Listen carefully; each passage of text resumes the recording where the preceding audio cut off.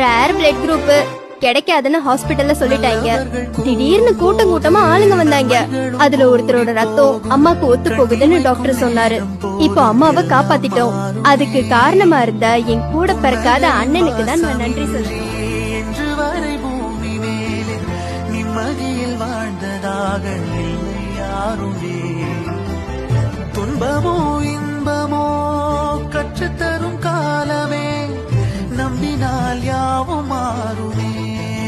நம்பு மனமே, உன்னையும் என்னையும் ஒன்றிணைக்கும் வாழ்விலே அன்புதான் பாலமாகுமே. அன்புதான் பாலமாகுமே. ஆராரோ ஆரிராரோ ஆரிராரிரோ, இன்று யார் யாரோ செய்த அன்பால் நெஞ்சம் பூத்ததோ.